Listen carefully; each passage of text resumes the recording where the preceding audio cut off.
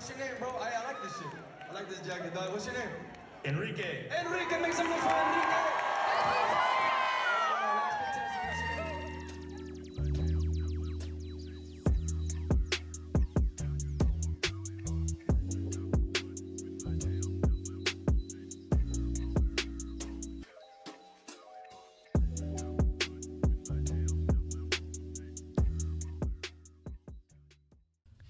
Cheers it out.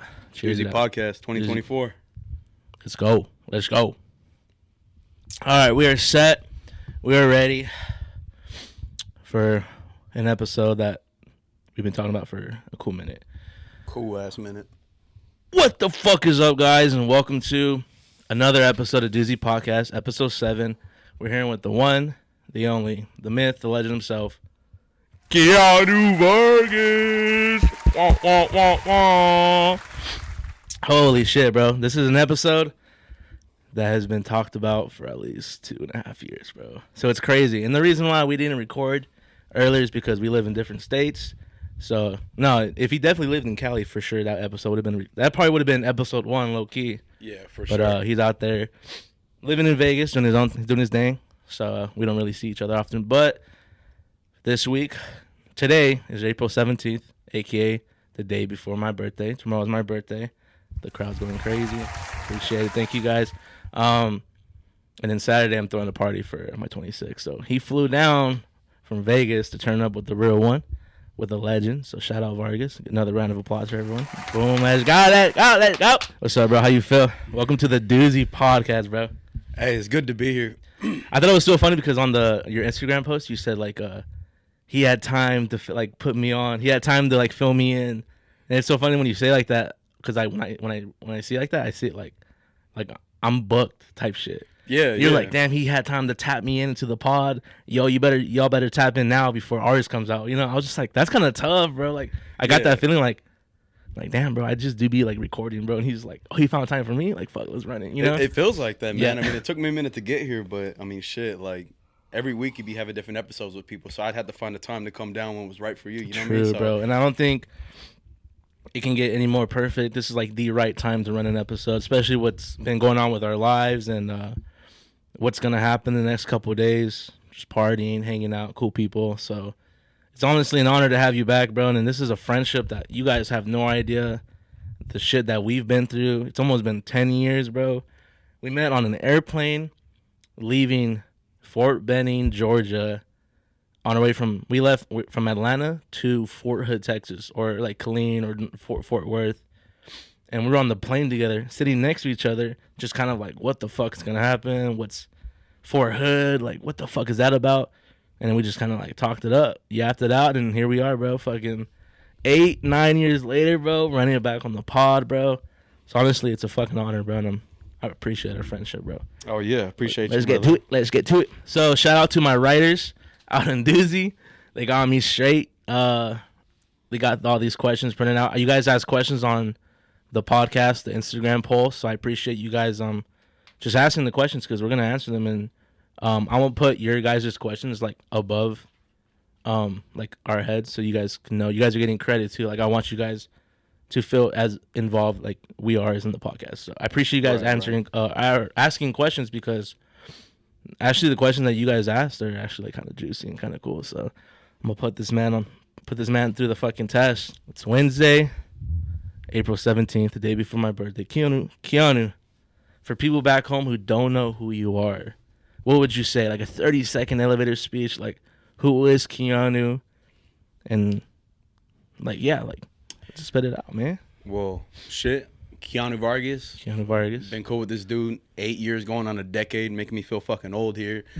Just met this dude in the Army myself. Got out doing different things in different states. You know, just another person involved in Doozy Podcast, involved in his life. Very much involved. Very much trying involved. to be, you know, blessed to be here once again. Known Kiki for 8 years. Met this dude on the airplane. Other than that, got out a couple years ago doing my thing in Colorado. Moved over to Colorado Vegas. too. Trying to maintain the lifestyle. Which is actually beautiful as fuck, dude. Yeah. And it's kind of crazy because I've had convos with people, not recently, but I've had convos with people, and they were asking me like, I always say like I want to move out of California just because it's so expensive, and I don't know if I really want to like. This is my end game. I don't know if California is my end game, but one state that I always would bring up was Colorado for sure. When I went over for a couple of days that one time, right, that was like honestly like much needed, and that was like end of 22. Damn, is that long ago? Yeah, bro. Fuck. End of 2022. Yeah, fuck, dude. It's been a fucking minute. And low-key feels like yesterday when I went, but that was what, a year and some change. I didn't even feel like it. Damn, bro. It feels like it was last year, bro. Yeah, in a way. Yeah, that's kind of crazy. So yeah, we met obviously through the military. Right. It's a bond that we've had for quite some time. But like, what made you want to join the military? Because I bet you, if I told you my story, it might be the same, but. How did you go about like just joining the military period? I don't know. It was just like fucking high school, you know? Just that wanting to be, I guess, better than myself. Yeah. Finding some shit, you know? Like, working's cool and everything like that, but I guess to me, it was more like, what could I do to like impact more than myself? Yeah. And make a difference to like everybody else other than me. So I guess the military was like the first. Was college like even a thought? Nah, because it wasn't like I felt like I wasn't like fit for college. It just like wasn't my thing, like school in general, you know? Like, did you have the grades for it? Were you like a... I'm not going to be honest with you, nah. I did not. I'd be the last fucking person you see in Yale, to be honest with you.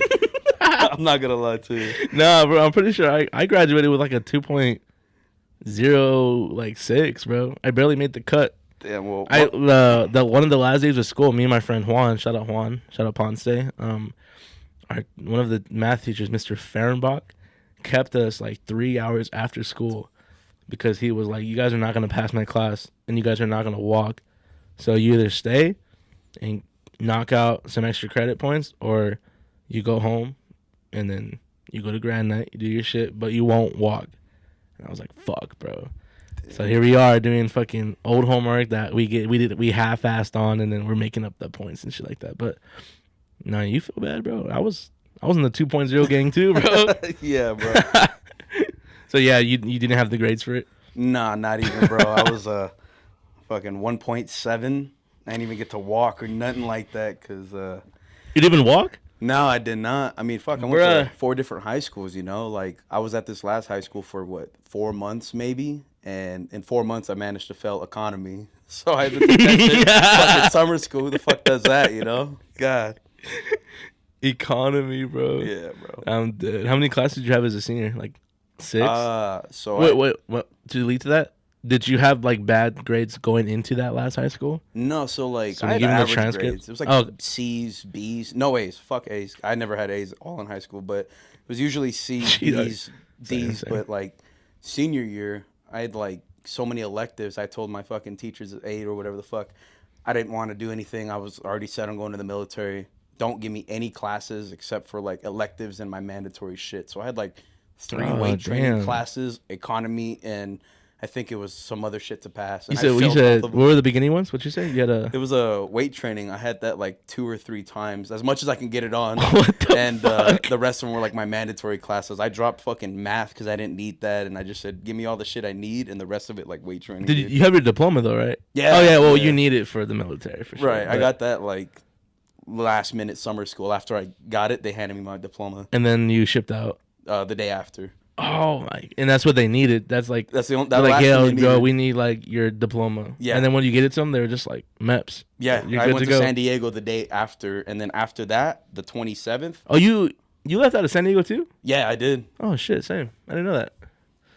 That's crazy. Yeah. You're at. Did you sleep at the Marriott? Yeah, I did. That's fucking, like right next to that shopping center or whatever. And then you wake up like 3:30 in the morning. Yep. You get in your little group. Yeah, bro. You had like Navy people, like, you know. Honestly, it's all a fucking blur. I was so fucking nervous, bro. I just remember just swearing in and then being on the fucking. Next thing you know, you just wake up and you're just. What do you call it? You're doing the single leg over on the ground, like bro. Yeah, it felt like that. Came around. So you kind of knew you were gonna join the military, like growing up, or no? Yeah, no. My junior year is this was at the high school before I graduated at. Mm-hmm. I was talking to an Army recruiter already. So when I moved, he was already still talking to me, coordinating shit with me. And then so I was like an early recruit, and then he gave me all the shit. And then once I graduated, my diploma was the last thing that he needed, and like that was the next check. After that, it was just straight from there.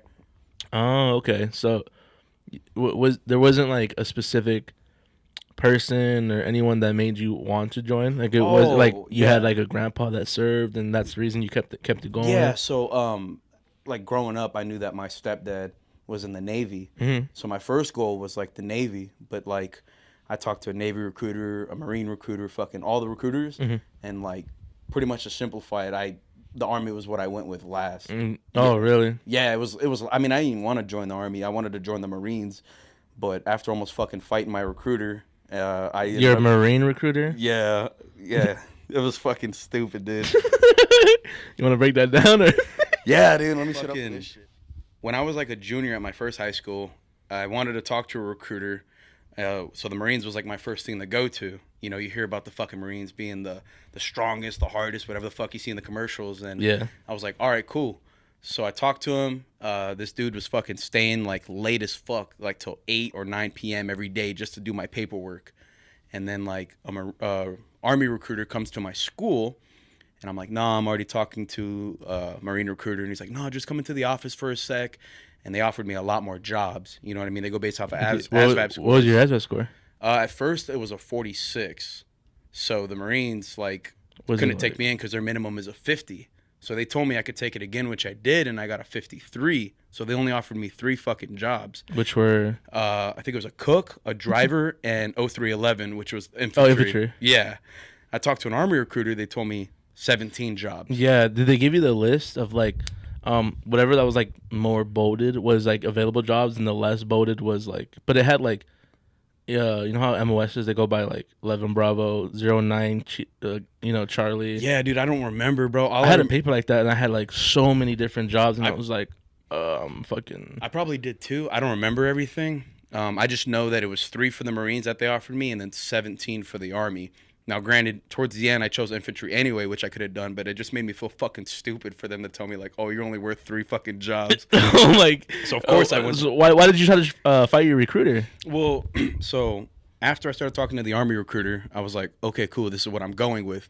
He was like, do you have your birth certificate? I was like, no, I gave it to the Marine recruiter. And it was one of those plazas where it's like Army, Navy, they're all so next to each other. A next door type shit? Yeah, so they were like, we need your birth certificate. And I was like, I can order one. They're like, it's going to take too long. Go and get that shit. So I went next door, talked to him. He's like, I haven't heard from you in a minute. What's up? I was like, I want to join the Army. This dude flipped the fuck out on me. There were like the new recruits like that do PT with them and shit. Yeah, like the future soldier. The future soldier. Future Marine. Yeah, whatever the fuck they're called. And, future seaman. He stood up. It was this dude from like Chile or some shit. Had a strong accent. Some dark dude. He was just like, oh yeah, everybody stand up. This is what you're not supposed to fucking be like. This is a fucking pussy. God, this and that. And I was just like, I just need my fucking birth certificate. And he threw it at me. He's like, you can have it. I'm shredding your fucking paperwork. You're a pussy. Blah blah blah. Some like 37-year-old man talking to a 17-year-old fucking kid. I'm like, all right. And then the Army people heard from it next door.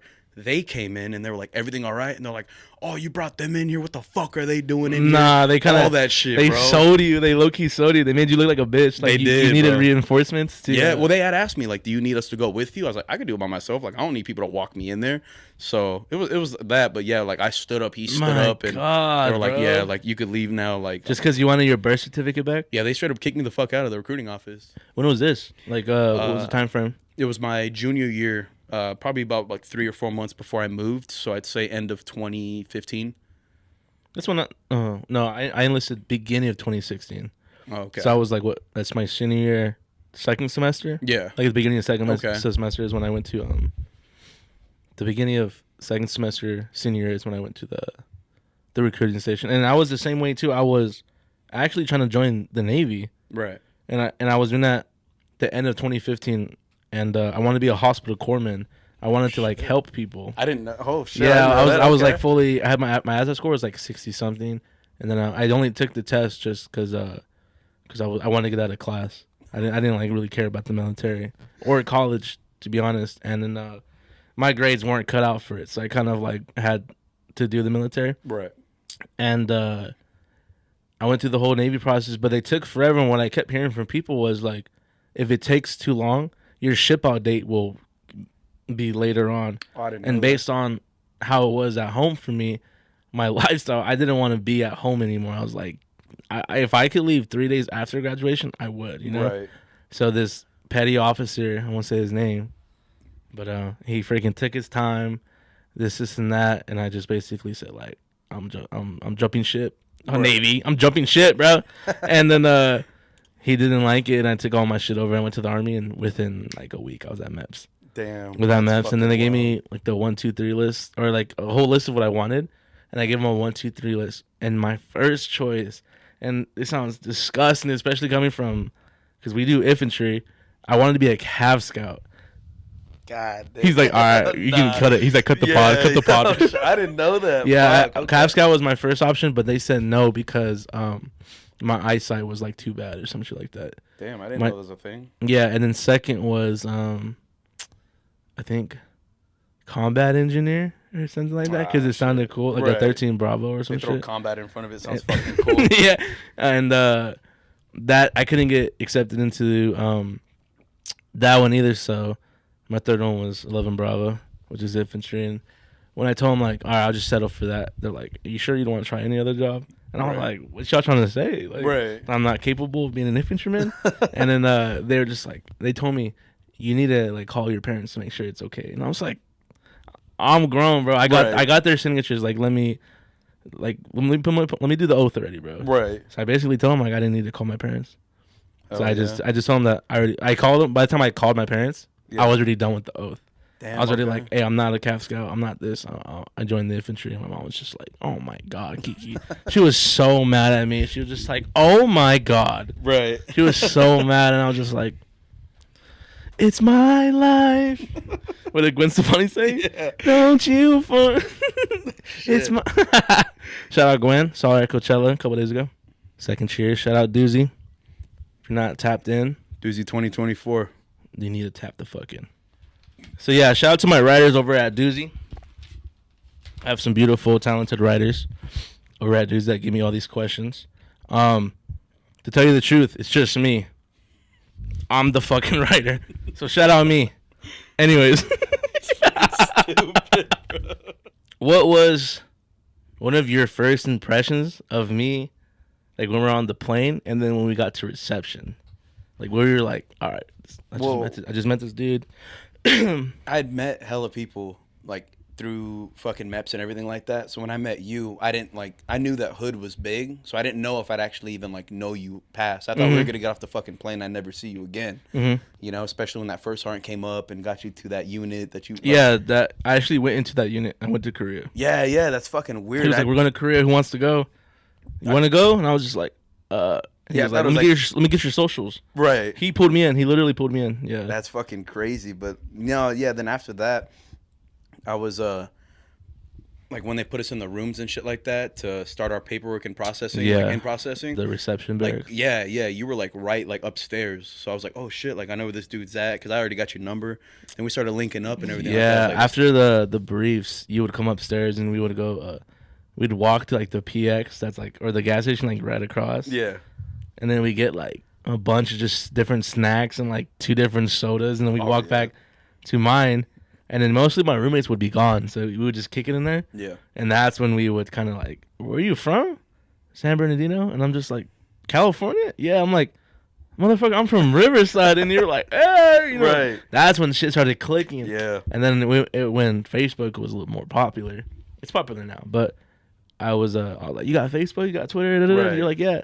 And that's when I added you on Twitter, on Facebook. Yeah. And already had like a mutual follower. And I was just like, how the fuck do you know this person? Right. And you're just like, oh, bro, I got stories, bro. And I'm just like, oh, my God, bro. Like, I just met someone who knows someone that I went to school with, etc. So that was fucking crazy. Yeah. And it's so funny because I won't mention who it was, but that person, we were on cool terms still. Or, I mean, we're on cool terms now, but I reached out to that person that day of. I was like, should I reach out to this person? And you're like, fuck it, do it. Right. And then I called them, and they picked up, and they're like, oh, shit, what's up? And then I was like, yeah, I want you to talk to somebody real quick. And I gave the phone to you, and you were like, yo, what's up? Who's this? And you said the name. She was like, oh, my God. And I was just like, yo, that's such a small world because. Yeah, for real, like, dude.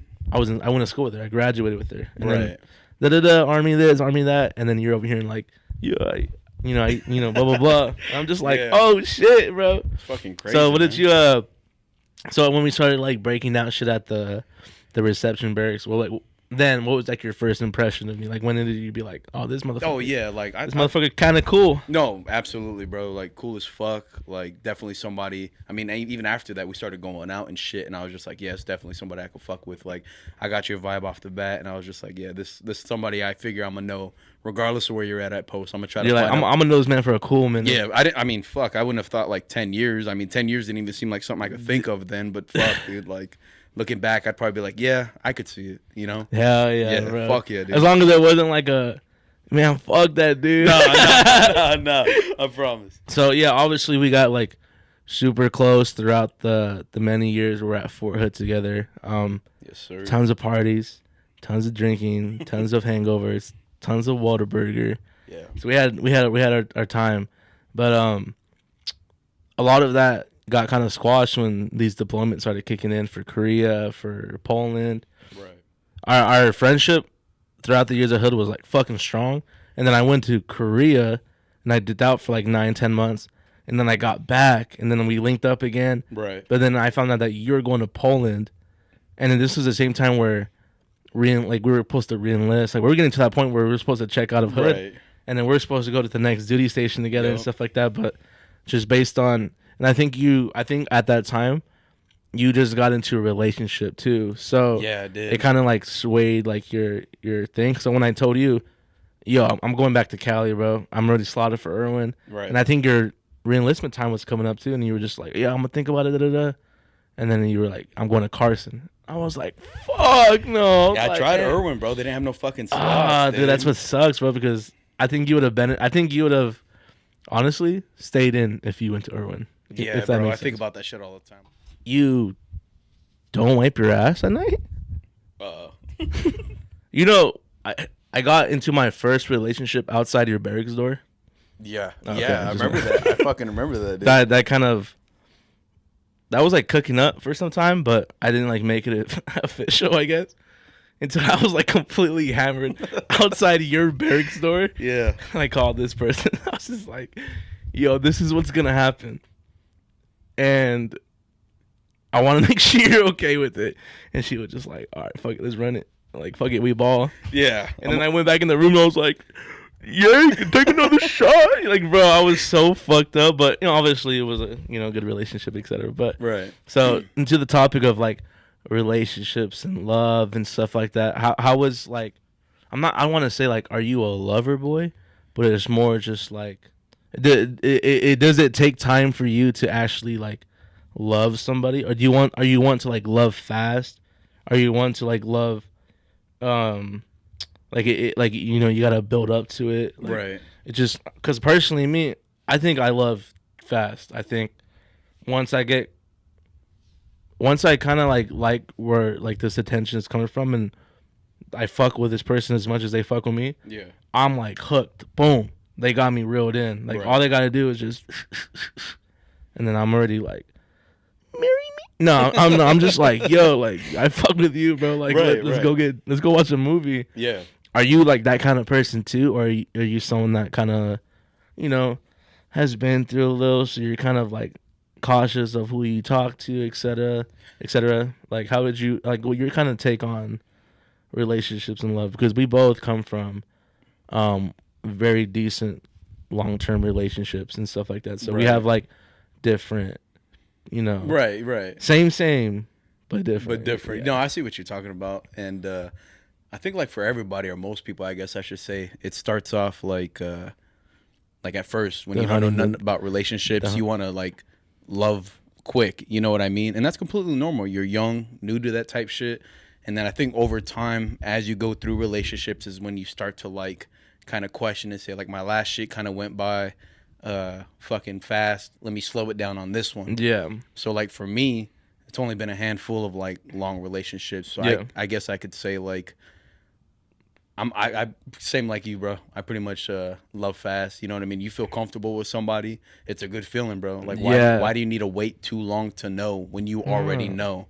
You know? Okay. Yeah. I like that answer. I feel like it's not like if I go on a date with a girl and it goes like completely well, it's not like I'm in love with them. Like I understand I love fast, but yeah. I think the second they like, I hear exactly what I want to hear. That's like what I can build off of. Yeah. You know what I mean? Of course. I don't expect them to hit every single doom doom doom doom.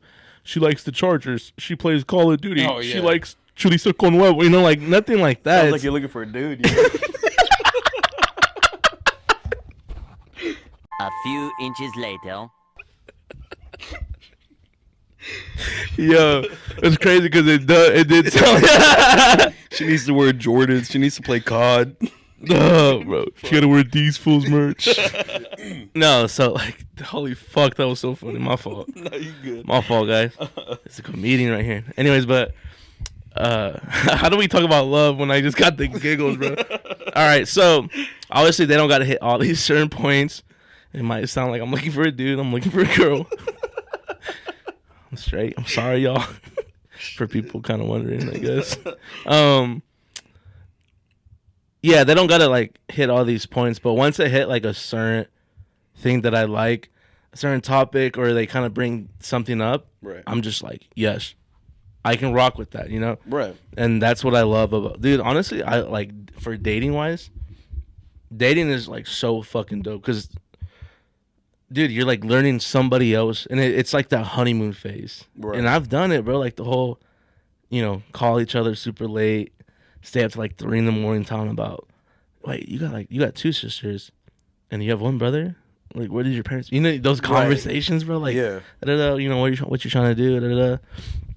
I think those conversations are so dope. I like the dating phase and getting to know people is like fucking crazy, and I love it.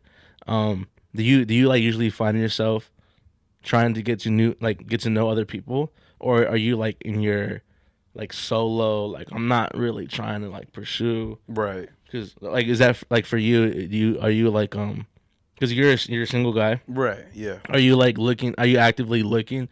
Are you like like if you see someone that you think you like, you know, you kind of fancy just from like looking, like, are you the one to be like, yo, like, what's your name, this and that, or you're in no rush to Yeah, I'm not in any rush. I mean, like I said, like, even though like I love fast, you know, when I'm in that, I take it seriously and I kind of cut everything else out besides that. And like, what do you mean by that? Like even though like dating's cool and everything like that, it's just like, hey, if I'm gonna find somebody, like, I'm gonna try to be patient enough to not rush anything. So if that person does come, it's more of like okay, this is like something that I premeditated and know I was going into, instead of like, because I know you said you like dating and, you know, that's people's things and stuff, but like for me, it's more like I'm not rushing anything because like it's not like if it's meant to be, it's meant to be, right? Nah, it's just more like I'll take my time with it, you know, because if I know that once I'm in it, I'm gonna really be in it. You're gonna be in it, exactly. For you personally, like exactly. Once you kind of devote to it, right? You're kind of same thing. You're kind of hooked on, and all they got to do is just. Yep. And at that point, that's kind of what's going on. Is there? Right. And it's just like, I feel like every time you like try something out and date it, you don't know what you're going into. It's more like possible time wasted or whatever the fuck. And it's like, if I find something, you could devote to it. You know what I mean? Yeah. But I'm not gonna like rush into anything. I'll be patient enough so when I get into it, I know what I'm getting into. I feel that. Have you ever, for your relationships, has it ever been sort of like that? Have you ever like, how would I say, like, have you actually like rushed into a relationship before?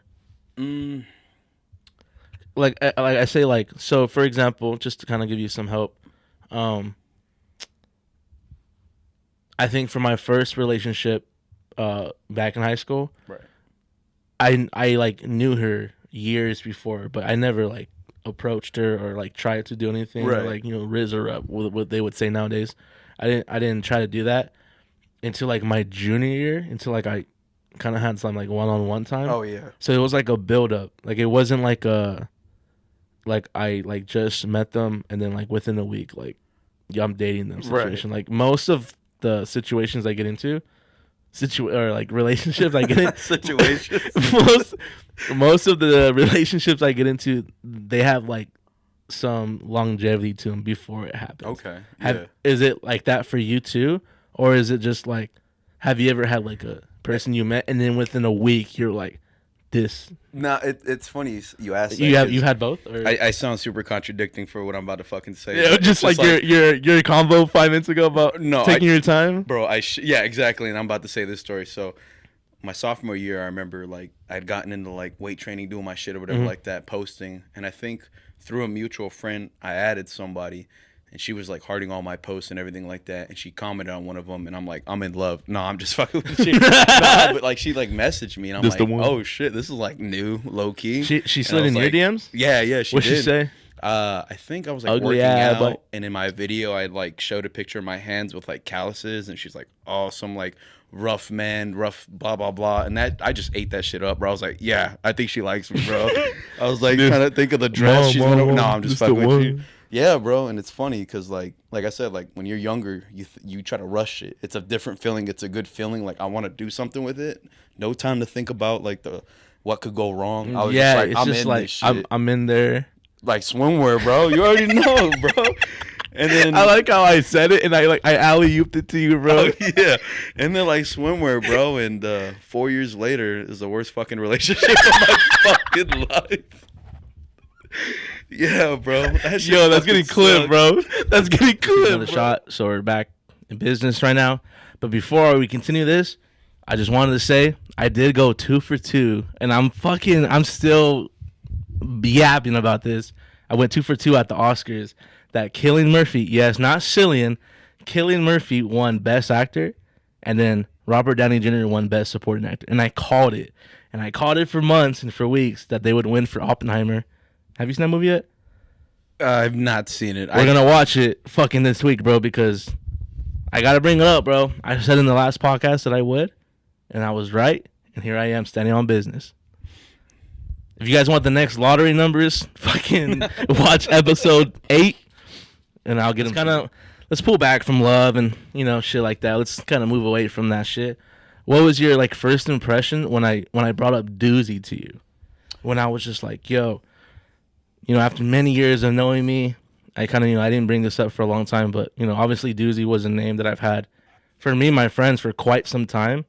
But putting our name, like, on a label as a platform, I never thought I would do until, like, 2020, 2021. I was getting out the Army. Right. I was like, I want to start a podcast. I want to do this. I want to do that. And when I pitched it to you, yo, Doozy podcast on this and that, what did you think? Like, what was, like, your first impressions? Yo, brother, I'm about to start a podcast. Like, it goes based off of, like, when knowing you. I mean, I told you, knowing you, bro, like, the way you dress, the way you fucking were funny as hell. Everything was, like, different, you know what I mean? Mm-hmm. Like, waves you'd bring up that people would fucking copy, you know what I mean? So, you mentioned about the podcast. I know that it was during a time where everybody was, like, hopping on the podcast wave, but I thought, like... It was, like, around COVID time. It's kind of when it kind of occurred to me that... I think it's just because I seen a lot of people popping off, because...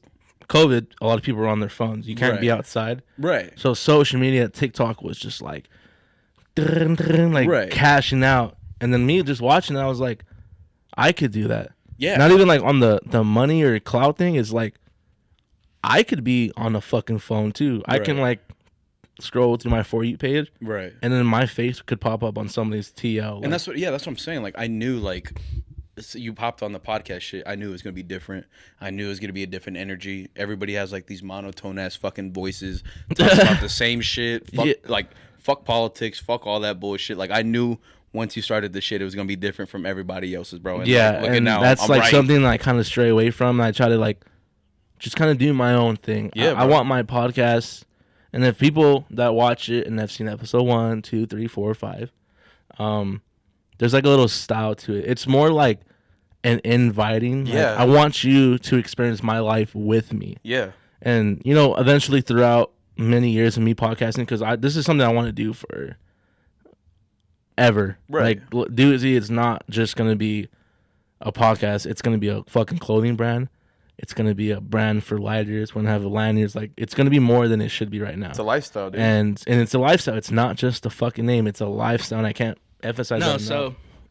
I think you brought up a key point. I think just overall, my goal for Doozy is just trying to stand out from like your average podcast. Oh yeah, dude. And it's just basically just trying to attract people just like you and I who like live basically like not like basic lives, but in a way but also like expressing that to people, and they can kind of like feel what we're feeling. Like when we bring up how shitty fucking California prices are and how much we struggle and how a full-time job is low-key not it nowadays. You kind of need 2 jobs, you know? Like, right. I want people to relate to it. I want people to understand where we're coming from. When I bring up military stories, I have tons of military friends that watch this, and shout out y'all. I have much love for y'all. And I want them to relate, like, oh shit, he was in the field, I was doing that too. Right. So it's more like a bedroom type vibe. Yeah. So I appreciate that, because that's like my goal for Doozy, is to kind of stray away from, just like, like podcasts that do stuff like that. They blow up and they do their thing. Right. I just want to be different. Yeah. And the one person that I low-key look forward to, or look up to, especially when it comes to pretty much everything, is Loki, like Tyler the Creator, because he just kind of does his own thing. Right. Golf is blowing up, and it all started because he just drew a fucking donut on a piece of paper. Yeah, bro. And that's how I see it too. Like, I'm in my little Virgil fucking era where I'm drawing on my socks, I'm spray painting my shirts, right. I'm writing on my hat, I'm sending bro. out stickers. Like, everything is kind of like organic and authentic. Right. I don't want to do no reprocessed shit. Everything that's going to come out to y'all, everything that's going to get done, whether I put out shirts and stuff, is going to be handmade. All these stickers, I ordered them, we designed them, I drew them out. No one else is going to do it for me. It's going to be an authentic thing. And it's so good that you said that, because that's the one goal that I have for Doozy, is not to be like anybody else. I want someone to kind of like, same thing we're talking about love, like once you get that good compliment, yeah, hook them in and just reel them in. And that's the main goal, is to kind of like show people that everybody and anybody can pick up a mic and have a good conversation with a friend, right. and other people can relate to it and sit down and enjoy and stuff like that. So that's the main goal, is just trying to be different. And I like that you brought that up. But sorry to continue. Go ahead. So you just thought, well, yeah, the atmosphere was different. It was. I mean, you scroll on TikTok all day, fucking billionaire lifestyle, fucking do this and do that. Nobody could fucking relate to it, like part of the working class that are just trying to wake up every day and, like get their shit in. It's like nobody wants to fucking watch some shit about millionaires, or nobody wants to watch some shit that we can't relate to with celebrities. You watch a podcast where it's like, damn, I can sit back. It's just another homie. It's just another, like, a couple of people doing the same shit I do. Like you said, like picking up a mic and saying some shit that everybody could watch and be like, yeah, like I was there, I was doing that. And like, ain't nobody fucking billionaires. Like, that's like a top 2% type shit, and everything like that. So when I brought up Doozy to you, it was kind of like, I was hype. You were like, oh, this is like a good idea that he just brought up. Yeah, and it could have been. And what do you think of it now? And as far as, I think, excuse me, obviously I kind of like started podcasting, but I took my time because it's new to me. And obviously there was a lot of complications on like who was in the group, etc. Just the, the internal drama. Shit. But, obviously I'm still rocking. I'm still here. What do you think of Doozy now? Like, based on the people that I've met, the events that I'm going to, like how confident, or what's like your take on like Doozy now compared to before? Because you said when I brought it up, you were hyped. You're like, oh shit, this dude's about to do something. Yeah. Where I'm at now, where do you think? Like, I think you're in a good place. You know what I mean? It's like, I think I'm in a good place personally, like as your boy, knowing all the potential, bro. I'm surprised this shit isn't blowing up on fucking TikTok and people aren't reposting it and everything like that. It's more of like a, but it's a good thing though. You know what I mean? Most of these people lose sight of everything because they blow up too quick, and then they just do like recycled shit. It's never organic. I mean, when it started, organic, it is. But like, regardless of the followers, regardless of anything, like the followers you have and everything like that, it's pure. You're doing it for them. You're not doing it for like the income or the money, like you said before. Everything you come out with is original. So it's like everything that you're dropping, regardless, like you're not losing sight of it, and it's fucking blowing up just like I knew it would, Yeah. You got the homies close, and I'm like, I tell you, bro, shit's going up from here, bro. Yeah, and I love how every time we FaceTime and we stay up to like 3 a.m, and it's something that we do pretty often, y'all, is get close with your friends and fucking drink till 3 a.m, just talk it up. Yep. Just yap. But one thing that you always say when we FaceTime is like, it's not a matter of if you blow up. It's a matter of when the fuck you're going to blow up. And I love that, because that gives me so much passion about, like, you're right. One day this will kind of take off more than I thought it would. Right. And it'll kind of like hit me and stuff. But it's not like I don't want to sound cocky, but I won't be surprised when that day happens. Right. I'm gonna be like, this was supposed to happen. Right. This is how exactly my life is supposed to work out. It's not a matter of if it's gonna happen one day when I wake up. It's gonna be when is it? When is it gonna happen? Right. So I appreciate that, bro, because honestly, I take that to heart because, like this is like a big thing to me. Right. And whether like it blows up or not, whether we make some noise or we don't, my main goal is just trying to share a good conversation with people. Right. And not even trying to get on an emotional note for everyone back home. we're gonna drink and turn it up in a bit. Don't worry about it. But I'm just trying to spread love because I just feel like there's not a lot of love in this world anymore. Right. So we got to spread like what's left. You know what I mean? Yeah. Absolutely. So I'm just trying to bring people in, have a good conversation, and then if it blows up one day. When it blows up one day. Yeah, my fault. When it blows up one day, we go to the moon, baby. Yes, sir. You know how sometimes people be like, oh, I've been bumping this person for so long. Like, that's my guy. So the reason why I'm asking this is because obviously I'm very tuned in with the rapper himself, Trevor Spitta. Shout out Trevor Spitta. Yes, sir. You guys see me post his clips. If you guys follow me on Instagram, like, it's just an LA rapper that we're fucking close, and then we just been linking up and fucking turning up. And what's so funny, April 17th, the day before my birthday, today I just got invited to another private party. Shout out Trevor Spitta. I got much love for you, bro. I'm gonna fucking turn up for you. But to follow up, to continue this question, is how I feel about how I started tuning in with Trevor Spitta. Right. Is how you felt when you started tuning in for Nav. Talk about that. Bro. And this, you see him at Coachella now. Yeah. But you were tuned in with them when he was like 500 followers on SoundCloud, bro. Yeah, dude. Like, my senior year, I had a homie come up to me, knew I listened to like underground music and shit, and just like everything that was like coming out before it came out to like Apple Music or Spotify. And then I started listening to him. This was like when Brown Boy first came out, The Man, and like maybe 2 other songs. I was just. You said Brown Eyes? Brown Boy. Real ones, no. Go ahead. No, but it was Brown Boy, The Man, and like maybe 2 or 3 more that I'm missing out. But yeah, I'm a motherfucking brown boy. Stupid. Nah, but so I started bumping him a little bit, listening to like every single song. More shit came out, and I thought like dude was about to blow up. I mean, like technically he did. You know what I mean? It just wasn't on that like popularity level, like of like attention, but like numbers was showing up for him. Everything else like that was, and it just like it was cool because it was like an artist that I had discovered along with at an early stage before he was even on Apple Music or Spotify or Pandora, which was new to me because like usually everything I listen to, everyone else listens to, but when I was bumping this shit, it was kind of like just you. Yeah, exactly. Like, it was just kind of like a you type thing. And then, and like 500 went to 1,000. Right. 1,000 went to like 5,000. 5,000 went to like 100.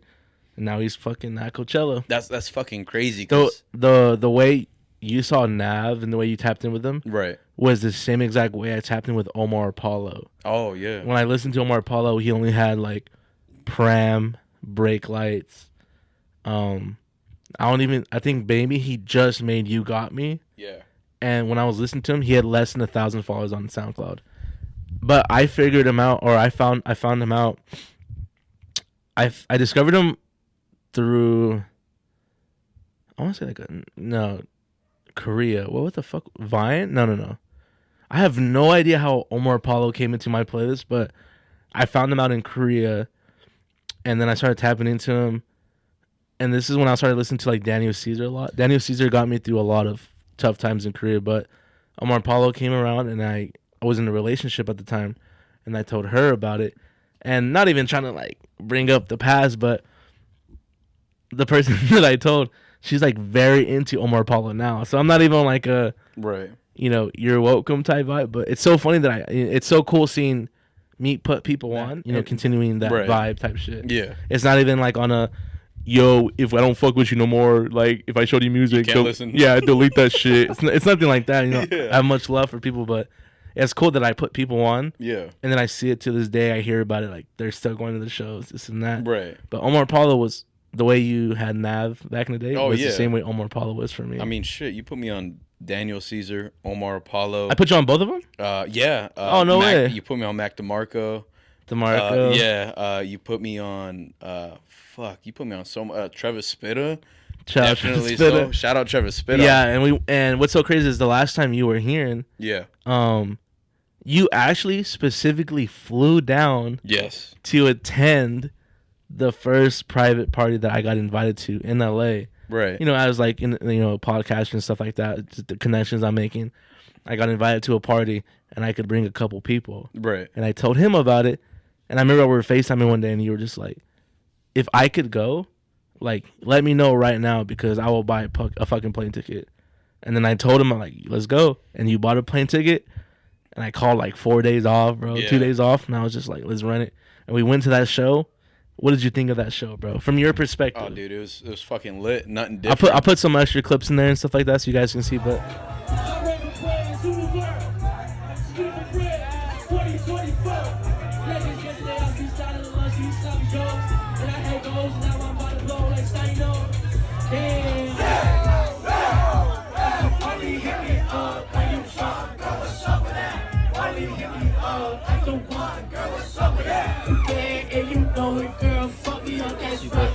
what did you think of that one show when you flew back to California for a show? It was fucking unreal, dude. That shit was hype as fuck, to be honest with you. You know, dealing with the stress of buying the ticket, flying down. I got work, blah, blah, blah. Then I came down and saw the fucking show, bro. It's like, it happened like so quick. Yeah, it kind of like didn't feel real. It didn't, no. And I look back at it and it's just like, I don't remember it as much as other fucking bullshit I've dealt with. But like, when I look back at that, I wish that was something I like remembered. But yeah, like, yeah. It was one of like, honestly, you were tapped in, bro. Me and you were right in the front, right in front of the DJ, right in front of Trevor Spetta himself. We got in a couple pictures. Honestly, that kind of like flew the fuck by, dude. I feel like as much as I was yelling and sweating and jumping around, right, I feel like that fucking flew by like a heartbeat, bro. I feel like I just walked in, I saw him, and the next thing you know, I just blinked my eye and here we are. Like, that was it, bro. We're walking back to the car, bro. We walking to the venue. We were by the bar area, and then I pointed. I said, "There he is." Oh. And then you looked and you said, "Oh shit, that's really Trevor Spitta." And then I said, "I'm gonna go say what's up to him." And then I walked away. I came up to him. He looked at me and said, like, "That's that dude, Sunday Sounds." Because I turned up at an event for Sunday Sounds called Sunday Sounds. And I was like the most hyped dude there. Like yelling, pushing people. I was mosh pitting like a motherfucker. So he was like, this dude needs to be at my party, you know? Right. I dabbed him up and stuff. And I was just like, I have a friend that wants to meet you. And my cousin's also here. Like, can you say what's up? And he was like, yeah, I'll be right there. And then he came up to us later, remember? And he was like, what's up, guys? What was your impression when Trevor Spitta walked up? I'm not gonna lie, I thought it was gonna be like, I'm gonna bring him over here. It was like, okay, like he's saying that, he's probably gonna say what's up, come back. No, what's crazy is homeboy actually like made his rounds and bro. came back and was like, I didn't believe it, bro. I was like getting a drink and then he's like, hey, this is my boy. And I look over to my right and I see you're like, dude. hey, he's right. Yeah, bro. And I was like, and he flew from Vegas for you. He was like, no way. Right, wide-eyed. No like, fucking way. And I was like, yeah, bro. Like literally like a couple days, like less than a day and a half ago, like I picked him up. Right. No fucking way. And do you remember, I tell this to start to people, do you remember him taking a picture with us? Do you remember him taking out his phone and taking a picture with us? No. He literally was like, man, I gotta take a picture of this. He took his phone out, did like a selfie type shit, and we were in the background. I literally posed up, I took like a peace sign. Oh fuck, bro! It was like such tunnel vision, bro. Oh, like, okay. I fucking forgot. After he found out that you flew from Vegas from, he asked like, "Can I get a pic with y'all?" And we're like, "Yeah." And I was like, "You want a pic with us?" Damn. It's more like, "Can we get a pic with you?" You know, like, bro. Yeah, I was so fucking like, into this you're shit, like, "Oh shit." If I looked at the picture, I'd probably be like, "Oh yeah, I remember that." But like, yeah, he never posted it, but he definitely asked for a picture with us, and he did like the. Oh, damn. On his phone, and I was like, "Oh shit!" Like, damn, that's crazy. Sure, Trevor Spitta, we'll take a picture with you. That's fucking crazy, bro. You don't remember that? Okay, maybe I'm not capping. I'm not. No. But, yeah. I just don't remember. I was so fucking nervous the whole fucking time. Like the last show I'd seen was an Xavier Wolf concert in 2016. So like the whole shit about seeing an artist, you know, you listen to a dude all the time, and then you fucking see him, you're like, oh shit, like, you know what I mean? It just didn't feel real. Yeah, it didn't feel real, bro. So like, what'd you think of the show though when he was performing, when he came out? Bro, it was just weird because we were there for a little bit. He came out. He's like, hey, like, enjoy, have a good time. Like, I'm gonna be performing at this time. So you know, like, I love how he like kept us in tune. Yeah, like, bro. Yeah, like going in like an hour, dude. Like, and then when we go outside to hang out, he'd come outside and talk to us. Right. And when we were on the dance floor, he would be on the dance floor dancing too, and we would be like, hey, we would like bring Trevor in. Like, crazy, yeah. Not only was it's his show, but Right. he was like there every second. It's funny you mention that because I didn't remember until now, bro. That's like the definition of like a humbled motherfucker is like, yeah, I just threw a party and I'm hosting it and I'm about to perform, but I can also boogie and get down with the homies or homegirls, you know what I mean? So yeah, shout out Trevor Spitter, bro. I'm glad that you guys got in tune with him because it's someone that I've been tapped in for about 1.5 years now, and look at me, bro. Fucking kicking with a real one, man. Bro. Tap in with your community, tap in with your local artists, and just show love. That's all I gotta say. Whataburger or In-N-Out? Oh shit, In-N-Out all day, dude. What the fuck? Yeah, bro. I grew up with the In-N-Out, bro, and I might be a little bit more favored towards In-N-Out, but like, you gotta think, bro. So if I was like, let's go get In-N-Out right now, you would be like, fuck yeah. Without a doubt, bro. Like, take the headphones off, cut the podcast, let's go right fucking now and start where we picked up. Like, bro, it's good, bro. Like, the fact that people gotta ask what's better between In-N-Out, who's had the same menu from like the fucking 50s, versus Whataburger that has like 100 fucking items, is enough fucking proof to show that In-N-Out is better. How many items does In-N-Out sell? I think they have like 5 items on their menu, like, which are combos, which I think is a single, a double, a 4x4, and some other shit. And I think... All right, relax, bro, relax. I'm getting hungry now. I'm getting fucking hungry. I don't think about this shit. You're like, how much more time we got? Shit, bro. No, but like, honestly, bro, like, In-N-Out is definitely fucking better. I mean, I know we had Whataburger in Texas and shit, but it didn't feel the same, bro. Hey, you can't lie though. Those nights of us being hungover and hitting up Whataburger in the morning. Yeah. Just smacked like right on the fucking dot, bro. Just there's nothing better than a fucking. Have you been to Waffle House? Yeah, in Georgia. Okay. Yeah, Waffle House that's a fucking, especially when you have a night of fucking just getting sloshed. Yeah, Waffle House is a great place just to kind of like drown your sorrows. It's kind of iffy because like when I was in Georgia for Family Day. It's fire, bro. I had like some like scram bowl or whatever the fuck they called it. When was the next time you had it afterwards? Like after that, I think it was literally. There's not one in Texas. No, there was one in Colorado. Oh, okay. So this was like when you went to California, you went to Colorado. Yeah, and then that was my second also very bad fucking relationship. But like when I was like proposing, right after that, it was like 3:00 in the morning. I proposed to her at the Denver airport, and then like we were both hungry as shit. So we went to Waffle House, and I swear to fucking God, you could knock on the table with the waffle. It was so fucking shit, and like I think the lady was smoking behind the counter. I shit you fucking not. Was this Seinfeld? No, I shit you not. Was this Seinfeld, Brody? We were the only fucking people there, and I felt like they were fucking pissed that we were even there to order food. So they just gave you guys half-ass food? Yeah, like we ordered food, and it came out with us like 10 to 15 minutes. So I thought they were taking their time fucking cooking it. Nah, I don't know. It just... I shit you not, bro. What the fuck? Shit was breaking apart like ice. No way, bro. I just like ice, bro. I shit you not. I feel like every time I've been to Waffle House, it's just been like a fucking delight. Damn, I fucking wish, bro. For me, at least, bro. I'll take Denny's any day.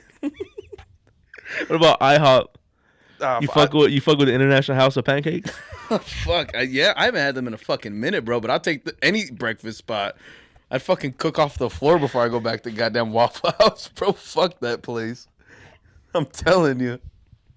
Waffle House is shit. I mean, now. Oh, my God, dude. I fucking love Waffle House. And I love Whataburger, bro. So it's kind of crazy that we're just completely opposite when it comes to this, bro. Yeah. I have like a Whataburger sign up there somewhere. Yeah. No, I love fucking Whataburger. I also haven't had it since I left fucking Texas. So, like. Oh, I forgot you guys have that down here in California. Yeah, so, I mean, I could probably go now and, like, low-key kind of hate it and be like, yo, let me get a double-double, like, you know, in and out. But as far as from my memories back in the day till now, bro, I fuck a Whataburger so much, bro. In and out all day. Do you remember that one time I had a Whataburger cup and it was, like, pouring rain at your barracks? and I don't have the video for this, so if y'all ask for it, I'm gonna just explain it. I'm a grown man. Times are different.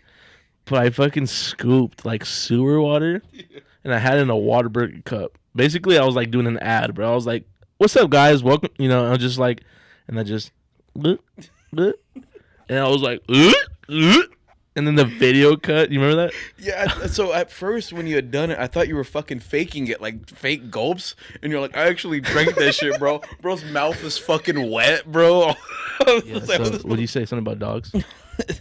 Like when they fucking throw up and they ate their own puke and they're like, So,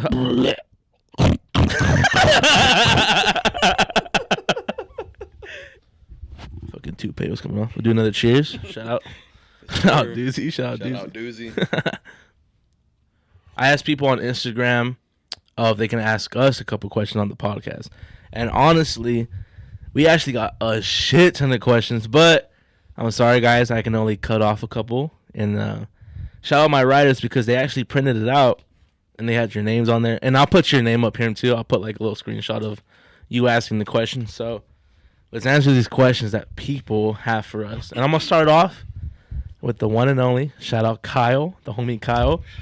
He said, I don't got nothing to ask, but I can't wait to kick it with bro again soon. So shout out Kyle. He don't got a question. He just wanted to let us know that he got nothing to ask, but he's excited to kick it with you soon, bro. Which will hopefully be either Friday or Saturday. Yes, sir. So shout out Kyle. Absolutely. Had to shout out the homie real quick. I don't know how to pronounce the name, but it was I think your sister. Oh, my sister Neilani. Yeah, she asked a question. She said, can you recall a time you've been the most fucked up? Parentheses drunk. And I have the perfect story. I'm gonna say mine real quick while you think about it. I think one of the most times I've been completely fucked up was when I came back from Korea and I had like a welcome back party.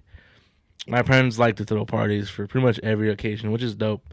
So I came back from Korea and we threw a party and I got so fucking sloshed that one of my last memories was like I was so drunk that my mom looked at me and she said, "You're done." At like 1 a.m. and I said, "Huh?" She said, "You're cut off. You're done." And I was like, "No, like I'm not." And then she was like, "No, you are." And I was like, and right behind me was all my friends, bro. And I was like,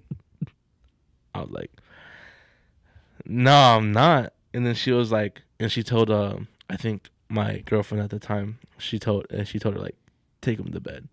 I was like, oh shit. So I was like kind of like pissed off. I was like, right. Nah, I ain't ready to go to bed. I was so drunk. And then one of my uncles, bro, fucking, he's an asshole for this, bro. He was just like, "You going to bed? Your mommy told you to go to bed?" And I was like, "Fuck you, bro." I was like yelling at him. And I was like basically scoring up with one of my fucking uncles, bro. He was like, "Yeah, that's right. Go to bed." Bro, he was like, I don't know if he was drunk or he's just a fucking asshole, bro. But he was testing the waters, bro. But I was like walking away. They pulled me away from him. And he was like, "Yeah, go to bed, bro." And then one of my, old friends back in the day was like playing the guitar for like, my nephews, my nieces, my siblings. Okay. He was performing, bro. And I like walked into that living room and I was like, "You suck. Turn that shit off, bro." And he like was like, that basic like, yeah. Like one of those like, like one of the strings just broke. Yeah. I was like, "You suck." They didn't want to hear that shit. Your ass, bro. And then they're like, "Oh shit." He like stopped, bro. And they pulled me to the room, bro, and then gave me a trash can, and I was just like, "Whoop." Bro, they have so many videos of me just throwing up. And I'll post a picture up here of how somebody went on my phone and took a picture of me when I was sloshed, bro, just so I can remember the next day. I'll put it right here so y'all can see it, bro. I was like, I think I woke up the next morning like with no shirt on like a random bed, bro. And then my girlfriend at the time and one of her friends like went to go get like coffee or something. Right. So I woke up out of bed just like on some vampire shit. Did one of these. Like just went like did like a straight one of these. Fucking Undertaker shit. Yeah, bro. I got up and I was just like looking around and I saw like a couple people on the floor and I was just like, what happened to the party, bro? Like, that's it? Like, yeah. Y'all done? Like, damn, y'all can't hang, bro. But no, it turns out like, I got sent back to the room, bro. My mom was so pissed. I almost fought my uncle. I told him my ex-friends that he was trash at the guitar. And Right. I think I woke up the next morning like, yo, I feel like shit, bro. What's the time that you were like the most fucked up that you can recall? God, there's too many to fucking count, bro. I was a piece of shit. But I'm trying to fucking think of like my most piece of shit moment. Fuck, I think like, fuck. God, I got so many. Think of them right now. You were coming over to my fucking barracks because there was somebody's birthday party, and I said, "Hey, I got my buddy from another battalion. Is it cool if I invite him over?" Mm-hmm. Oh, okay. The more the fucking merrier. They didn't know who the fuck you were. Yeah. They didn't know you were running like fucking 6 Usos strong. Yeah, 1,000 so fucking pounds. back in the day in Fort Hood, my roommate was Samoan. Shout out Lipo if you're watching this. Shout out Yusateli. But it would always be me and like 7 Samoans, and they all love to fight and drink. So like, yo, can my boy go? In reality, it was more like, can 8 fucking big motherfuckers come to this party, bro? Yeah, bro. And they were like, all right, bet, let's make it happen. And then we ended up showing up. We mobbed deep. I Right. brought some friends from another battalion, and it was cool for some time. But go ahead, continue. Yeah, bro. So like, I was waiting on you to show up, but you were waiting on everybody to get ready. Mm. And I was like, all right, cool. Like, I'm sipping on a bottle right now. I was drinking on some... Fool said, I'm sipping on a bottle, bro. Nah, I had a drink. Nah, I had a whole bottle, bro. I was just sipping. I was sipping like on we a are right bottle. now. Yeah. And just casually, you know, I thought you were going to show up a lot quicker. So by the time you actually got there... You were... It was only like 15 fucking minutes, but I was already about half, if not 75% of the bottle in. A bottle of what? Crown Vanilla. It was a bottle of it, just like 750. Hey, that's good, though. That's a good alcohol. But I didn't eat shit.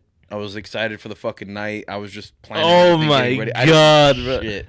So by the time you had gotten there, like, I was a lot more fucked up than you guys may have thought I was.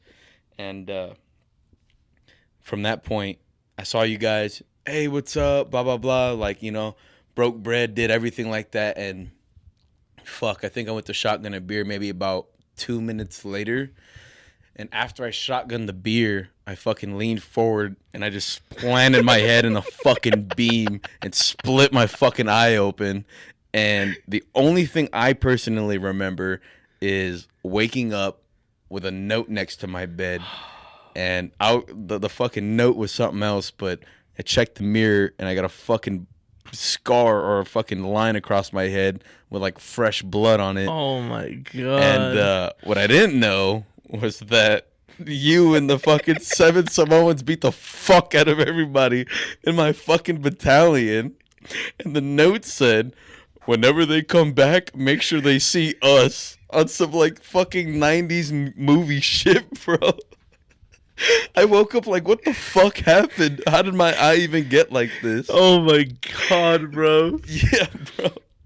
And like everything from the story of when I started it right now to the end probably happened in like a 45-minute fucking period. Like a time frame, bro. Like everyone else is doing shit. They probably been drinking everything. You were like drinking that. from the bottle. You took a shotgun, and then within like that 45-minute time frame, you like woke up like, what the fuck just happened? Literally, bro. You woke up like how I woke up at the party, like, y'all done?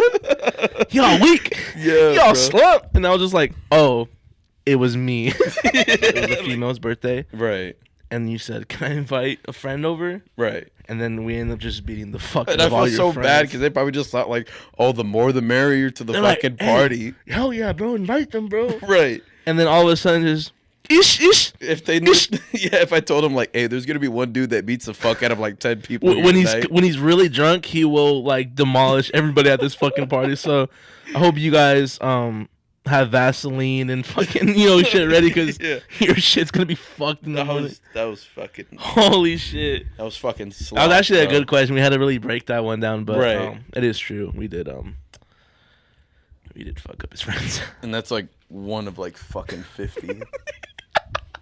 God All right. damn. Just go back a little bit. Shout out to your sister for asking actually like really good fucking questions. Her next question was, so if somebody like passes you the aux, and I put the question up here so y'all can see.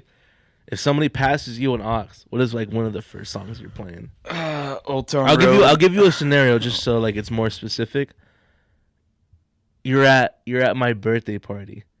I had to take my phone off the aux. I have to go walk somebody home. They're drunk. Keanu, take over on aux, bro. It's like 9 p.m. At that time, people are gonna be fade a little bit. What song are you playing to keep the party going? Think you the shit, bitch. Nah. Not even the fault. Go ahead.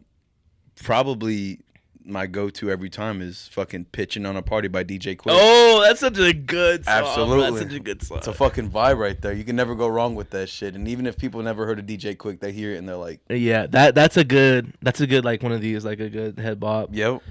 If I had to play a song, I got aux. I'm at a party. I got people there. I think one of the main songs I'm gonna play, one of the first songs I'm gonna play for sure is "Come with Me, and you'll be in a world of pure imagination." It took me a fucking minute. I was like, oh, okay. He's like, TikTok edit. I was like, okay, I see where we're going. Nah, I ain't playing that. Shout out Willy Wonka though. But fuck, nah, dude. I'm gonna have to go with my classic, bro. People, I would hope people play this at my fucking funeral. You know what it is? If I'm going out, bro, and I want one hype song before I'm going out, and I'm turning up one last time, your boy just died, bro. What song am I playing? Orange Soda, baby. Orange Keem, Soda baby, you already by know. fucking Baby Keem. And I want everyone to know that, because once I play that, some parties or events like that, I want people to look at me and be like, doom, doom, doom, doom, doom, doom. People know that, bro. People know that. For sure, I'm playing Orange Soda by Baby Keem. That's my song, bro. That's such a good question. Shout out your sister, bro. Shout out you. Yes, sir. Shout out Nailani. The POTUS, President of the United States of America, asked that you don't wipe your ass on Sundays. Is this true? Hold on. What the fuck kind of question is that? Bro said POTUS. I was like, oh, he's going to ask a political question. Bro was like, what the My cousin Tony. Shout out Tony. He said, do you prefer to be single or taken? And give one solid reason why. I'm going to go first. I usually go first. Yes, sir. I'd rather be taken. I'd rather be in a relationship. And the one reason why is because I love love. Right. And there's no greater feeling than being in love with someone who's just like as much or even more in love with you. And you know it. Once you know that you're in it, when you're in there, like, swimwear, you're fucking, it's fucking beautiful, bro. It's like one of the most greatest feelings in the world is when you're so entwined and so in tune with your significant other. There's no greater feeling than being in love. And I'll take it to the fucking bank. So I personally rather be in a relationship. And in the last podcast, I was like clearly discussing that I'm on my solo dolo vibe. I'm kind of like cruising. I'm not in no rush to be in a relationship, but with the right person, 100%. Right. Settle down. I'm not. What did A$AP Rocky say that one time? He was like, would you like? Do you like? Are you always looking for love? He was like, shit. I wish that shit came tonight, tomorrow, fucking right now. Like, I want to be in love. Like, right. What make, like, how can you go a life without wanting to be in love? She's like, are you actively looking? He said, you're like, fuck it. Like, I wish I could fall in love tonight, tomorrow. Fuck, like I want to be there. It's just a matter of like when, Yeah. So I personally would rather be in a relationship just because I love being in love and there's no greater feeling in it. So I'd rather be in that situation, Right. Always wanting to be in love is that thing because you go through experiences in life. Maybe if it's like a new fucking thing that you accomplished or a place you went to, like, what the fuck does that mean if it's not with somebody else? You know what I mean? Yeah. And it's just like every moment that like you go through, not even on some like fucking book of love type shit, whatever the fuck, but like every moment you experience, it's like it's better with somebody else. You know what I mean? Yeah. Everything you do. Like mostly everything you do, at least, it's like better enjoyed with somebody else. You know what I mean? And like sharing those moments with somebody else, going through the bullshit, going through the best times, like doesn't really mean shit by yourself. You know what you're capable of, but like your ability to go through it with somebody else is like, you know, that love that you feel in between that, like the moments and all that like shit that you go through means a lot more when it's with somebody else, because you know your limitations already. You know when you go do something what you can and cannot do, but like with somebody else who at one point was like random, you know, going through like the toughest points, the best points, just somebody at one point that was a complete stranger, and then all of a sudden can you're mean like, so fucking much to you. You know, like, and it's honestly like overwhelming. But one of the like greatest feelings in the world is that's basically how it starts. You just don't know. It's just a random person. I think that's why I was saying like I like enjoy dating so much. Right. It's because that thrill of getting to know somebody. Right. And then when you all have like multiple similarities, or if you don't, because I've talked to people, I've been in relationships, I've dated people that I was like somewhat close to, but also not whatsoever close to. And that was like a different thing for me. I'm not like, oh, I'm not on like, she isn't like my last one, it ain't gonna cut out. No, right. like if I'm feeling you and you're feeling me, we're gonna see what's up. You know what I mean? Yeah, and I think that's like what I was trying to say earlier that I can actually put into words now is like dating for me is like the opposite like of what I think just personally, because like when you're dating multiple people, you're taking time away from yourself that you could be given to somebody that like you actually want to be with, and you're taking like, and they're also taking time away from themselves that they could be putting towards like somebody else type shit. Maybe it's an old school mentality type shit, you know what I mean? Yeah. It's just like that whole patient staying back type thing. Ultimately, like feeling that type of love is kind of getting away through the times type shit, because everybody's dating and doing it so quickly. Everybody's second guessing and not believing in when they're in it. Exactly. So because when it's like, happening so quick. Because it's happening so quick that yeah. It's just what do I say? Like the honeymoon phase. It's just so fucking pure that you can hop into something, right? And then months later, kind of be like, you know, like fuck. Right. I mean, you got to think, motherfuckers from the 50s, bro. They were like, the first person you meet, I'm getting married, having a fucking kid, you know. So to them, it was only one honeymoon phase, and that was it, you know. True. But for us, through a whole lifetime, it's like 6, 7, 8 different. Exactly. Fuck. I turn 26 tomorrow, probably in a couple hours, less than an hour or so. But I think I've been through that honeymoon phase at least like a good 7, 8 times. Yeah. Right. Where it was like so pure, where I was just like, "Yep." And I can't wait to call you again. And I can't wait till we FaceTime again. Right. No, I feel like the more you experience that, the less that feeling becomes more important to you. So I feel like if I put myself in situations where I date so much or I do it so much, that I'd be recycling that old feeling of that honeymoon phase. So when the real thing actually comes, it's not going to mean It's not as genuine as it would be, you know. Yeah, like people are different. People love differently, you know what I mean? That's just like my own like point of view type shit. And that's the point of the question, is just kind of breaking down how you kind of feel about it. Right. So you would rather, for Tony's question, shout out my cousin Tony, question's going to be up here, of course, is you feel you would rather be in a relationship, right? Yeah, than be single. 100% for the question. Yes, sir. Shout out Tony. Good fucking question. All right, so I'm gonna ask one more question. Also, shout out. I'm gonna put the question up. Shout out to my tia Tere. Shout out to Tere. She asked, "Who's your favorite tia?" LOL. Duh, me. Shout out Tere. Everybody knows that Tere is my favorite tia.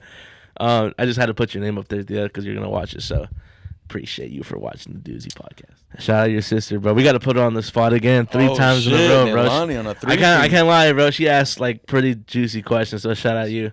What's one of your favorite memories out of your 10-year friendship with you and Key? Like so we had like our drunk stories. That's kind of a separate, but let's come together and say like what was our most memorable moment as brothers, as friends. And I feel like we've had too many. I feel like we've had too many nights in the barracks where we got completely faded. And you know you haven't found a really good friendship is when you get completely obliterated and then you go to your friends and be like, bro, we're here, bro. Honestly. We made it, bro. Type shit. Those conversations build fucking brotherhoods, you know. And we've had those too many times, bro. So the most memorable moment that we both shared together. So what would you say is one that kind of like rings the bell for that, like key, right? No, like we definitely kicked it. Like you went to my barracks most of the time, and I like rarely went to yours. Yeah, sometimes you went to mine, right? And they'll get kind of crazy too. Yeah, no, like and like this time that we went around, it's a hell of a bunch of people. You know what I mean? The boys that were at your barracks and stuff like that, and your company. But like we were kicking it, and just the vibe was right, bro. Like we were all playing like good shit. You know what I mean? The vibe just felt it was right. always a vibe at the barracks, always, bro. And just that time, bro. Like I was just looking around. It was just a good feeling, and like both of us were just posted up, and it was just like, damn, like this is it, bro. Like the feeling, like of like content, like we really out here, bro. Yeah, and, bro. And like we're making it for ourselves, and nobody else is helping us. Right, shit. exactly. Like this dude that I just like didn't know at one point. Me, fucking friendship so strong and everything like that, bro. It's just like, damn, we out here, bro. Like, yeah, we really overcame a lot of obstacles and bullshit the last fucking 8 years, bro. Yep. But honestly, I would say personally, one of my most memorable moments, from this friendship was definitely not on some sad shit, but like one like situations that stand out to me the most is the times where I was going through it the most, and I would call you, bro, and then those I thought 10-minute phone calls ended up being like an hour and a half, 2 hours. Bro. Oh yeah. And I can't tell you how many times last year I've called you, or the year before that, or the year before that, or the year before that, bro, where I've called you like, this is what happened, this is how I feel. And I think most of the times, I think you're in the relationship, so it kind of was like a, that was like a kind of a group thing. And right. Then, from your side too, it was kind of like, oh, homeboy's going through it, Right. And I feel like most times, or not actually, fuck it, like all times that I've called you, I think I didn't expect like a long convo, but it just ended up being like what I needed to hear. And that's like what is the most memorable moments from this friendship is I could literally hit you up and feel maybe like 50 times better when that phone call finishes, because I just got the reassurance I needed. Right. And as an individual, as myself, I kind of like rely on reassurance. That kind of like gets me going. Is I'll post videos, I'll do this and that, but I won't feel content unless somebody says like, that shit was fucking fire, bro. Right. Once I get that one person to be like, that was it, I'm settled, bro. Yeah. And that's kind of like a bad mindset, because it's kind of like you should be content with what you're doing. Yeah. But it's also like my main goal from this is to entertain people. Right. And I'm having fun with this. This is like the life that I want to live. This is what I want to do. This is the hobby I want to keep up. This is something that I wish I can do till I'm dead, But it wouldn't hit different if like nobody like watched it, Like if one person, one thumbs up, one like, one heart, whatever, I'm content. As long as I'm impacting somebody or multiple people, that's all that fucking matters to me. Hell yeah. So to go back to the question is one of the most memorable moments is just basically all those phone calls I called you on something. Yo, bro, you got a minute? Right. And then minute turned into a fucking 2-hour phone call. Yeah, bro. It was the same way. I'd FaceTime you sometimes. And it was just back and forth, that like reassurance from him, fucking, you know what I mean? Reassurance from you, you know what I mean? Just conversations like that, real deep, mature, like we're past very that. mature. Like as much as we can be goofy and whatnot, making jokes, I feel like those phone calls definitely kind of like, like, all right, let me break it down and let me be honest about it. And it was never on some hateful shit, and it was always like this is what I think, and you just tell it to me straight, and I'll just be like, honestly, as much as I didn't want to hear it, that's probably what's gonna happen, right? And I just gotta be ready for it, whatever the situation is, you know what I mean? So that's what I pull from those memories from this almost 10-year friendship is just those phone calls, bro. Right. I appreciate that, bro. I appreciate it, bro. Yes, sir. Much love always. Always, and bro. shout out your sister for asking these dope ass questions. Yeah, honestly. That were actually money. I'm not saying that the other ones were terrible, but right. these ones just hit a little different for this episode, so I had to ask them, especially because it's coming from your family. Yeah. Too, so. I mean, everything, like, I talk about you to my family all the fucking time, bro. Like, they pretty much know the gist and, like, everything about you, you know what I mean? So I'm pretty sure, my sister just wanted to get to like the. And that's so cool is that as much as I'm trying to get people involved, right. I feel like she got very much involved. So shout out you for asking all these questions. So that's like the main goal is trying to get people involved, and Right. We all play a part here. Shout out my writers over at Doozy, aka me. I'm gonna read something to you, right? Okay. And you tell me how you feel about it. Okay. Calling you brother would have been the closest thing to comparing to what we got, bro. The first person I met, even before stepping foot into Texas for the first time. Since 2016 up until I came to Europe last year in May, I probably bothered the fuck out of this dude every weekend. He looked out for me like I was his own blood. You can only live a good life to find people that got your back like this. I look back and remember all the dumb shit we got into and what seemed to be such a short time then. I don't think I'm ever going to find anything remotely close to then. Man, I hope Irwin treats you well and you get to start the life that you always wanted. It sucks that I'm going to get back to Texas without you being there to welcome your boy back. But I know you got bigger and better things in California. Until next time, man. A cactus emoji. Hang loose emoji. You remember that? Fuck, man. Do you remember posting Yeah. that? No, yeah, I do. Because, fuck, at that time, dude, it was just like, I wanted my goals, like, to meet yours, you know what I mean? I thought it was just going to be, like, both of us to the fucking moon. And, like, you look at it and you're like, fuck, this is like a world where it's, like, not the same.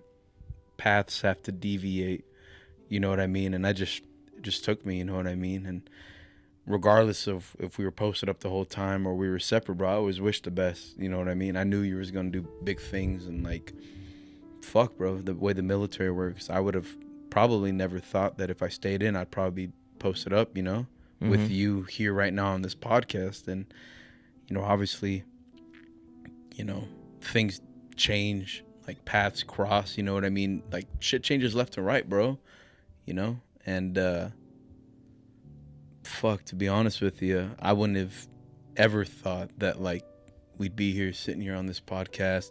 You'd be doing big fucking things, growing by the fucking minute, you know what I mean? And it all started, at least from what me knowing you, from sitting on a fucking airplane, scared as fuck, sitting next to you going like to a unit. November 2016. Yeah, bro. It's just like right after Thanksgiving.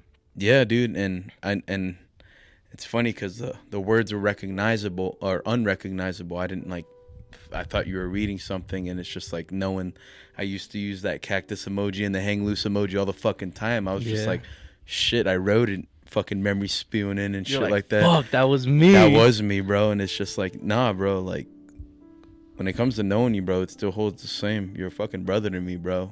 Like, most people hold it different. Whatever's in the DNA, the last name, like, fuck all that, bro. Like, us military people hold each other closer, It's a brotherhood. It's a friendship that and not a lot of people would understand. Yeah, bro. I told you from the fucking start, you're my boy. Like, regardless, like, you're the closest thing to me without blood, bro. Like, and I still hold it true. I mean, the fucking fact, you know what I mean? As close as we are, what you're doing with this fucking podcast and Doozy and everything like that, it's still a blessing. It feels brand new to even be on here. Even though I've known you for almost a fucking decade, being on here still feels like nervousness, you know what I mean? I feel like I've come a long way, bro. No, without a doubt, dude. You know what I mean? If it's that reassurance, bro, like me, everybody else will tell you, bro. Like, big fucking things, bro, that you're doing and will become continuing to do, bro. It's just always a blessing. You know what I mean? It's like one of those things that, like, you bring into your life and you know that it's a good thing. Like, bro, like, this fucking friendship we got, this brotherhood that we fucking got, I know is a good fucking thing, bro. So I really appreciate all the bullshit that isn't said on the fucking podcast and everything that you've done for fucking me and taking care of me as my older brother up until this point, bro. So I really appreciate that shit, bro. I got you, bro. Oh, absolutely, bro. Like, without a fucking doubt, dude. And many more years to fucking come until we get old. And we just got started, boy. Yes, we just got started. Hey, what cheers to that, guys? Yes, cheers to healthy friendships and brotherhoods you have with your friend. And I told this man before, I'm gonna tell you guys now on the podcast, the day that I get married, this man is gonna be my best man. So whenever I put up a Doozy vlog of me getting married, Right. this is gonna be the man giving me the ring to marry my wife. So All day, shout out to dude. you, brother. Cheers. I thought that was like the perfect way to end the podcast, and I actually read that today. I was kind of like filtering like my following list or whatever because I follow all the accounts that like are active, and I'm just like, all right, my OCD's kicking in type shit. Right. Anyways, but I was going through the accounts, and then your prior one popped up, and I was just gonna be like, oh, he didn't even use this one anymore, but I wasn't gonna unfollow it, and I was just kind of like, and I saw the one where it had a video, and I'm actually, oh fuck, I can't show it to you, but I'll show it to you after the podcast. And it's a video that, you know, when you posted that caption, which I'll post up right here so you guys can see it yourself. When I was reading that caption, there was also a video to it, and there was like 10 different videos of me, like when I kicked Reedy's car, or when I was like breakdancing in the fucking car, like in the passenger seat, or when fucking we're taking shots at the barracks, or like it's like 5:30 in the morning, you're like, Reedy's up, Garcia's up, but we got one man down, it's Kiki, and I'm just fucking slumped in a windbreaker just like chilling. So I thought that video was so dope because I was looking at it and I was like, I gotta pull this fucking caption up because this one hits different. And I obviously, I replied and I was like, I'm out of, I have nothing, I'm like speechless, bro, Right. Cali is going to be a good thing for me, but we're going to link up one day and it's going to be fucking crazy. And I fucking cropped that out, bro. And once I was posting all these questions, shout out to everyone that asked the question, I had to throw that in there, bro, and let you know, bro, like showing love. I appreciate that, bro, because I try to be a good friend. I try to look out for people, and sometimes it just don't work out. Sometimes it just doesn't go my way, but I feel content when, those things happen, when it happens. I'm completely I'm very understanding of when friendships break down and shit like that. I'm content with myself knowing I gave that friendship 110%. You know what I mean? Right. So I try to treat all my friends, whoever comes into my life, guy, girl, like it don't even matter. As long as you fuck with me, I promise I will fuck with you. Right. And I will show you love. I will show you reciprocated energy. And the second that kind of dwells down, not to be on some petty shit, but if you don't keep it up, I don't think I should keep it up as well. Right. It's like only a reciprocated thing. And from this friendship, it's been nothing but good vibes and good times, bro. So, I just had to read that and share that with you, bro, before we end this podcast. So, Yes, sir, bro. I have nothing but love for you, brother. I appreciate you. This is a friendship that's gonna last a long time. You're going to be the godfather to my kids. You're going to be the best man at my wedding. We're everything but brothers besides blood, bro. Like, once we got blood in there, we're basically brothers, like, fucking for life, bro. Right. And that's the only thing that's, like, that separates us. It's just fucking blood, bro. Right. So I appreciate you. I appreciate this friendship. And I appreciate you, honestly, like, flying down to California to turn up with the real ones because, fuck, it's going to be my 26th birthday. Yes, sir. I think 26 is considered an old head age. I'm turning a fucking old head, but there's no other person I'd rather spend my 26 with the homie right here. So, I think it's the best way to close a podcast, bro. I have much love for you, bro. I have nothing but hope for you, and good blessings and good health for you and your family. And fuck, bro, I can't wait to run this podcast back in maybe a year or so with another guest with us, bro, and we can talk about like, yo, remember that last time? Right. And we'll break down how we felt about this or what about like that. And that's like the thrill about having podcasts is, it's kind of like a checking up on the homies type thing. Yeah. I can run episode 1 with this person, and then episode 22 run it back with that person. How has life treated you and stuff? And that's what I can't wait for when this is episode 7, when we do like episode 30 or episode 20, and you come back. Yo, I'm back on the pod, Doozy pod, whatever, and it's just catching up to like where you're at in life, So. Right. Shout out Keanu, shout out, him flying from Vegas to California to be here on a real podcast with the real one, turning up. Yes, sir. I got nothing but love for you, bro. So I got nothing left to say, but peace.